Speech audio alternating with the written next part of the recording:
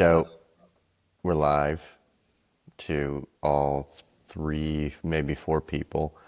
the Um, if you needed to know for reference, the outer loop into the inner loop is a 48-minute walk. okay.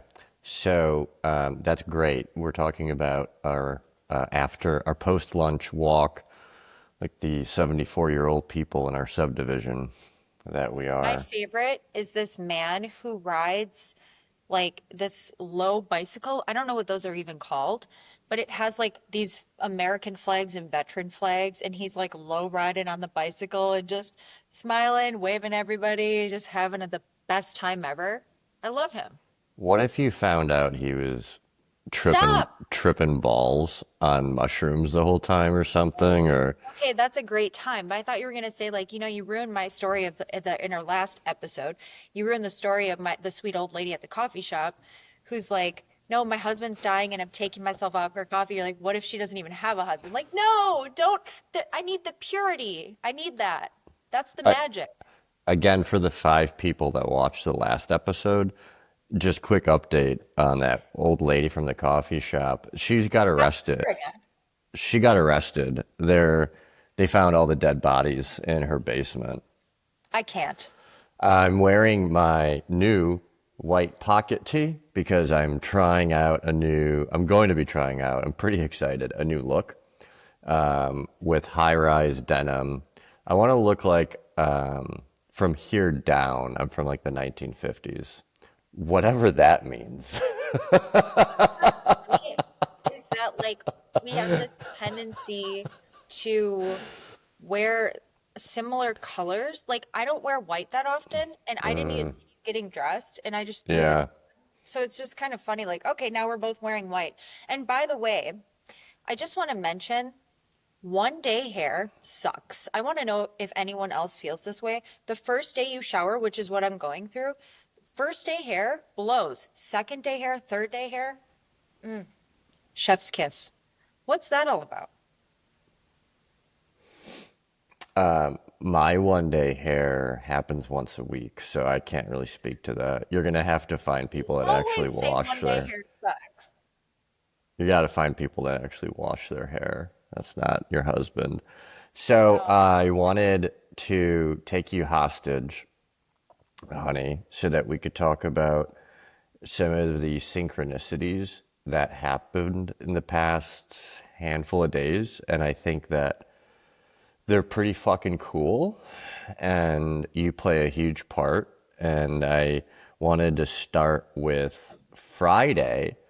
And I just want to lay the groundwork, overarching narrative guy that I am, that, we've been on the kick of listening to some of that Gabor Mate book and then playing more Joe Dispenza as well.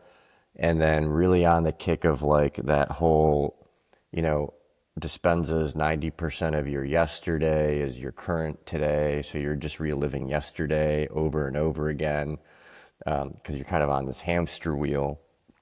And I attribute a lot of it to you starting Friday, where you were like, we're not going to go through a typical routine because, like, we get up, I do this, and I say my certain prayers, and like you go and make coffee and get all our supplements out, and then we go right to the laptops, and we do the exact same kind of work basically every single day on our laptops with our business, which is a blessing. I'm very grateful for that, truly. But just overall going into a day with a different kind of orientation and attitude. So, do you want to talk a little bit about what inspired you on Friday to do that? I don't know. I mean, probably us just talking about it on our last episode, actually, whatever you shared that sparked me to say, well, certain people just those certain people are me too. Like we're all the same person and we all go through the same patterns and then try something new and then might end back at that same pattern. But uh, just like, oh, I wake up at the same time, brew the same coffee, and I was like, ooh, that reflection hit a little bit of like, yes, I'm digging deeper and asking questions, but I am still kind of living yesterday, right? So I'm like, I'm marrying those two right now, and I want to add some flavor to the day. to remind me that like this isn't just like a matrix of code and screen and I'm just doing the next obvious thing. So, So you got us out of the house at a time we probably don't leave the house on a Friday. yeah. And then we ended up Well, you going. did because you are my driver. I am your legal driver, contractually speaking. Yeah. And I think, by the way, the new white pocket tee, I can already tell it's done. I'm over it. I gotta go back to the Hawaiian shirts. No, I'm kidding. So we went to a Whole Foods. It's a new Whole Foods here, and in a part of town we never go to really, or at least I'll speak for myself. I don't like going to. Like, I'm so routine, and the Whole Foods is obviously nothing special. It's like I'm over here like, is it? This is what's funny, by the way, in terms of how our brains think biologically, or at least mine does. I'm like, is it going to be like Erewhon somehow? Am I going to walk in and it's going to be like, oh, it's actually fucking Erewhon here in Arizona? And for everyone interested, just Google Erewhon. It's not just the best grocery store in the world, it's the best place in the world for Oh my God. anything. What's funny Wait, is, on Erewhon though, my favorite is when our friends Ryan and Luke yeah, visited us in air Venice horn. and they were introduced to this place and we're like, we got to take you to Erewhon. They're like, yeah, let's do it. Like they're always so down for anything we say, which is fucking amazing. I love friends like that. And we go and they're just like, oh, I thought all along that you were saying air horn. Air air horn. And then that's just call it with them forever. So it's kind of funny. Yeah. Yeah, It is so a great grocery store. I Overpriced everything, but whatever. I wanted to move back to Venice, California, just to be close to Airhorn at one point. And then I did the numbers and I thought, well, that's stupid. So we went to this Whole Foods that was just any other stupid no offense to Whole Foods, any other stupid Whole I Foods. hate Whole Foods. I literally Yeah, hate super Whole Foods. overrated. Well, and everything's got, we looked, just, we're Just reporting for back fun. for, We're like, let's just read the labels again for fun because I'm assuming this is no different than all the other ones. Canola oil, canola oil, canola oil. Like, yeah, you're full of shit. they Give me love my money. inflammatory seed oils. Ugh. And we laughed and then we talked about something else, but then we were just going to go back home and work. And I was driving and taking rights and lefts that I never take to get back in the direction of our home. Again, because I was all about this kind of like, neurons that fire together, wire together, and wanting to, make my brain think differently. And I took a left turn and then I think it's called, I don't know how to pronounce it. I'm going to say it Cosante. And I was like, holy shit, your dad and a few other people who live in Arizona have been telling us we should visit Cosante. Cosante? And I was not interested in pulling in whatsoever. And I pulled in. And I'm like, all right, let's take a walk through whatever the hell this is. And we knew that we had like 2 wedding gifts from there, even when we pulled in. But we were just trying to switch up the energy. So we went in, we walked through. It was kind of fun and interesting. I mean, it wasn't, what did you think, honey? I mean, it was fun to look at. Yeah, Yeah. that's not the point of the story. So the point of the story is then we got back in the car and we came home, and that inspired you to go through our wedding gift drawer, which I'm assuming every couple has. Maybe it's just us. It's the drawer where it's like, we'll get to that, right? And that was like the next day after our wedding, and now it's 3 years. In about a month, it'll be our 3-year wedding anniversary. It'll, but you were like, hey, maybe we should look at these wind chimes. So you pulled them out, and as you did that, I went outside to water the plants, and I came back in, and you had on the countertop something from my sponsor. And a sponsor is someone who is something in a 12-step recovery program. That's a big definition right now for me to explore, but I, saw the card that you left, and then the cross that he gave us. And the card, it has said, "Be still and know that I am God." And one thing on that is when I got sober 17 years ago, a guy named Rich in Wisconsin, that was like the meditation. Did I even tell you this part yet, honey? I don't think I did. That was one of the meditations he gave me early on, and I used it a lot as a new guy, as a new young whippersnapper in in sobriety. Be still and know that I am God. So I was like, oh, that's crazy. And then the note from him, not from Rich, is my current sponsor, was just the sweetest. His name is Jay. Jay's note was just the sweetest, most heartfelt, right from his chest energy, and it struck me. And what was kind of cool about this synchronicity was that the only reason I saw that is because you went in the drawer. The only reason you went in the drawer is because we switched up the energy and drove by a place we would never drive by, let alone could go in. I mean, we weren't going to do that. And the other thing I want to point out about this little part of the story, because the wind chime will come back today on Monday, but the other thing I want to point out too is like I have been really working through and wrestling with this idea of sponsorship in a 12-step program, and what does it mean to have a sponsor, and like are they some kind of like I don't need a PO anymore, I'm sober almost 20 years or whatever, and like really kind of wrestling with that relationship. And that was a huge cosmic wink to me of just like the love, just that embodies everything that is from God. And my guru it showed up in the form of Jay and Jay's message and Jay's little metal cross. That metal cross is right on my bookshelf where I get ready every morning. So that's a beautiful thing. Anyway, so that's my Friday synchronicity. Is there any other things on that Friday synchronicity that I'm missing before we hit Saturday? We're gonna go through every day of our life. Okay, so Saturday, go ahead. Tell us about Saturday, honey. Go ahead. Well, no, I don't think there was a huge there, whatever the hell that is, on Saturday. But we did switch up Saturday morning a little bit. I went to my typical meeting. I got you flowers. Ding, Every point. Saturday, baby. By the Bing. way, quick PSA to all men and husbands out there. Buy your wives and special friends flowers Yeah, once a week and bring it yeah. home and Or just love be them. or be damned. No, or get a divorce.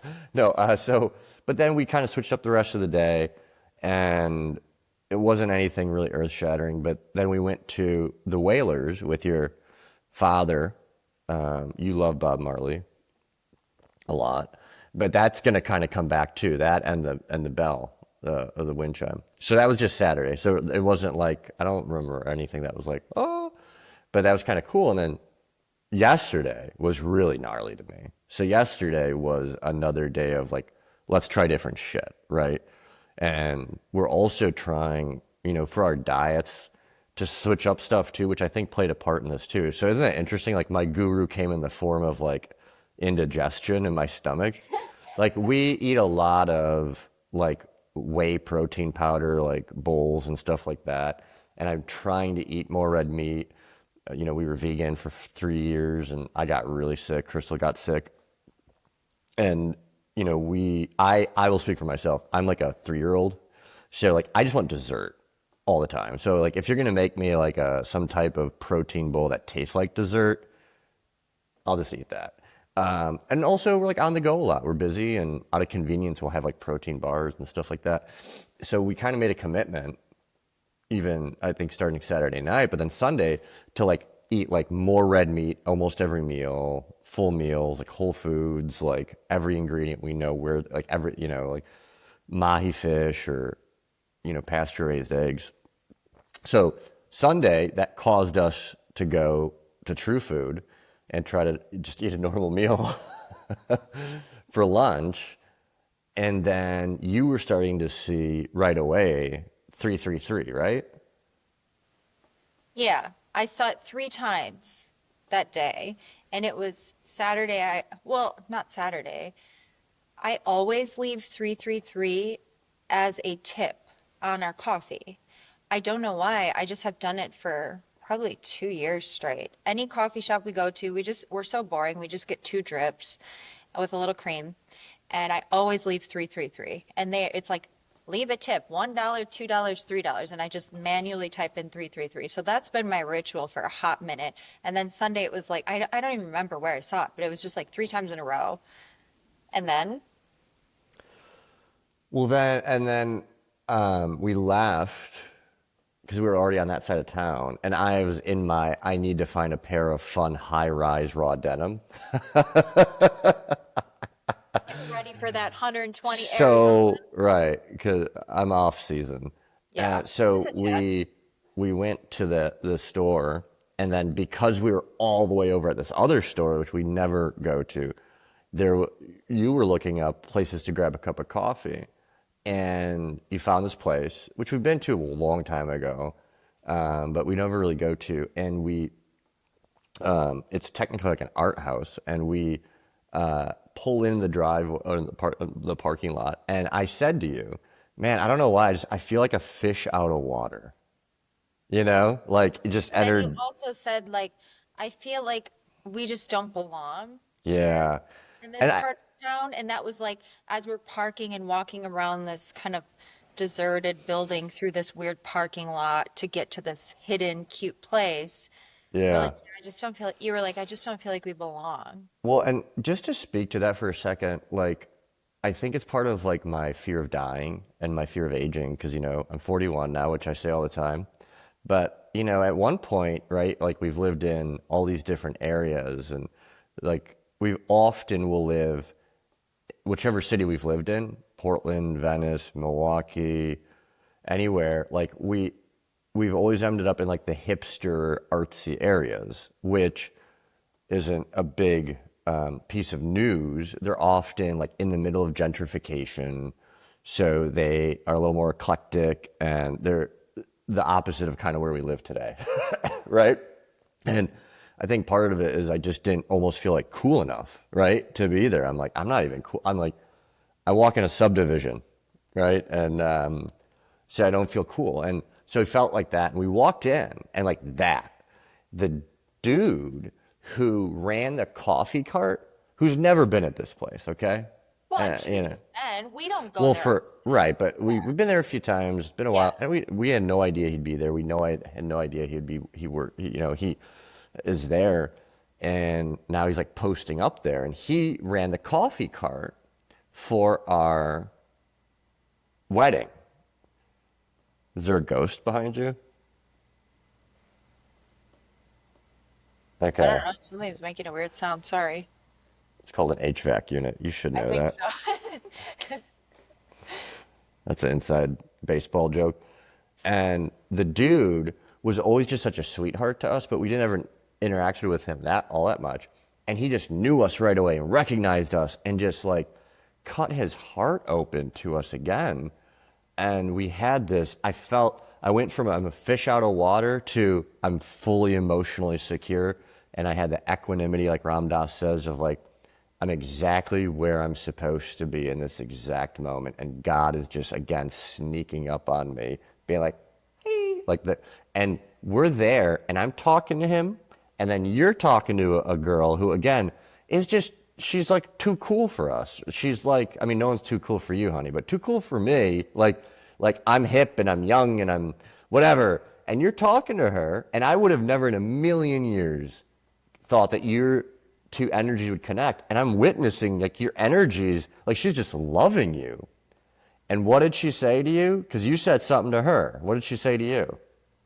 I was just engaging with the owner, and she overheard something. Oh, we were talking about synchronicities, and I said, yeah, and I like to call them cosmic winks. Uh, Just when those things happen, like it's just little signs that, like, you're on the path, baby, you're on the journey, enjoy it, don't miss it. I got you, you're being held. And she's like, Cosmic Winks, I love that. And she just gave me her full energy and her full presence. You know, when you can Yeah. feel when someone is fully there in that moment, strong eye contact, looking at you nowhere else. It's like one of the most beautiful things. It's one of my most favorite things. And that's why presence is so important to me. And I talk to you a lot about it. But when there's no distractions and they're only there, it just pulls at my heart. And she was fully there and said that she could feel my energy and was drawn in, and that it was just beautiful and safe and soft. And I said, that's literally one of my most favorite compliments that I've ever received. I've had it a couple of times, and it really just melts me because I couldn't have a more perfect compliment. Like, that's all I want to do is walk around the Yeah. world in a way that makes people feel safe and open, free to be themselves, free to open up to me if they want to randomly. And that's what happened. And she said she's going to take Cosmic Winks out into her little universe and spread the word, and shook my hand and eye contact and presence. And I was like, wow, what a gift. So, And then we came home. This is again yesterday, and I was already kind of tripping based on like Friday and then yesterday, and then I got in the evening I got a what apparently the Grok says is a kaleidoscope headache, which I get these flashes of light in my eyes, and it lasts for anywhere from 10 to 30 minutes, and then a migraine sets on, which is, by the way, 10 out of 10, the best, he said sarcastically. So I started to get one right before I was going to go to the gym. And then you started to read part of your book to me, Electric Body, Electric Health, right? And it was just what was really cool is I had the shortest vision impairment I've ever had on one of these, right? As you're reading this book to me in terms of the explanation of like the kind of energetic, causation of that. And it just resonated with me what you were talking about, the hamster wheels, the hamster wheels of, essentially the way I took it is like the never enoughness, the constant stress, living on cortisol, like there's always something to do, and kind of essentially that addiction to that, and wanting to essentially control, well, and go yeah. ahead. And living based on like old ideas potentially. Yeah. Old ideas about everything, about what this day should be, what my work life should be, Yeah. what my relationship quote unquote should, okay? Should. I hate that word. Hate is a strong word, but I'm not a big fan of should. And we were actually talking about should and shouldn'ts this weekend quite a bit, but it's just like I'm living today based on my shoulds and my old potentially ideas that, oh, I have a story on the old idea thing. Don't let me forget. But just like, are those ideas even relevant to me anymore? And I'm planning and plotting and living my whole day, potentially whole week, whole month, whole year based on old ideas. Why?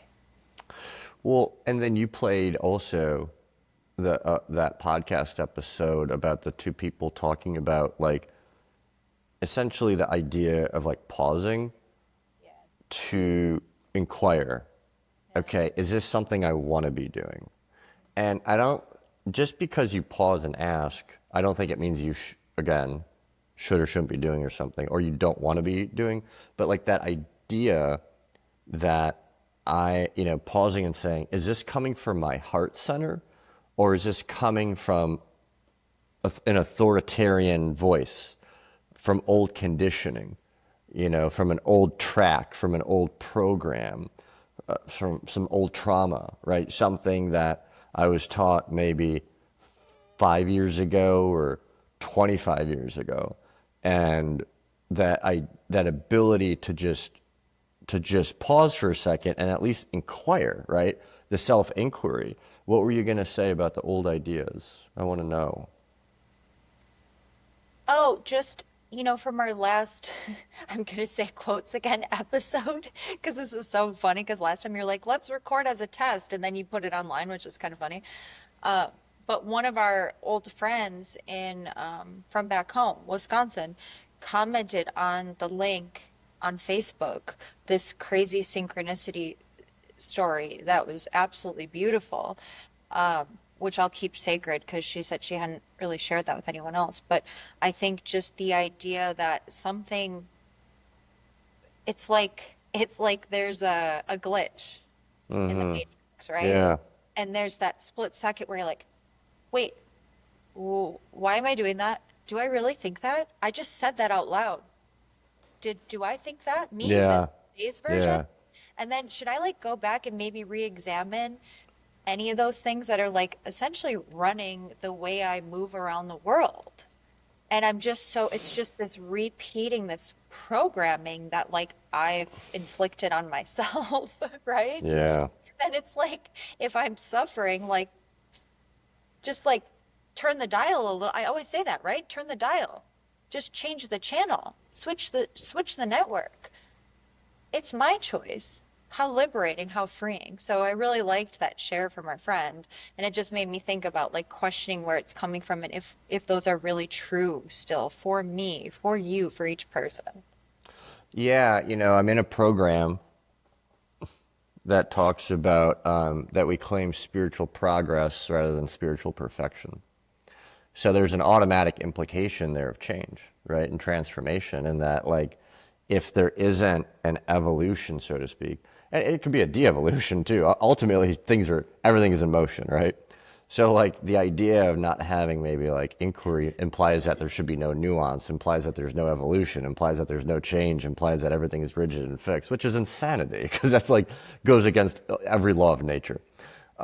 So that ability to just have that, and it's kind of that story you've heard me share in my pitches and stuff, but whatever else, or wherever I share it with sponsors, but like that, I stole from another guy in the program of like, the nomadic tribe where the anthropologist finally gets the answer of like when and why and how do you stop seems very random. And their answer is, whenever it feels like our spirits need to catch up to us. And I love that a lot because it's kind of like that whole, you know, it comes to you, right? Like it's almost like that again, the surrendering idea is that it just happens. And like, what is that? Ram Dass says that when you're there, whatever that means, it could be a leaf falling from a tree, and you go.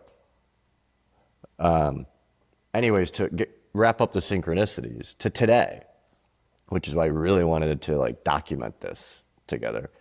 Hey, really So, quick. You're frozen, so let me just. Okay, you might be back now. You're frozen for like that whole last minute. I didn't want to interrupt you. am I frozen now? Now you're moving again. So maybe I Okay. just needed to jump in.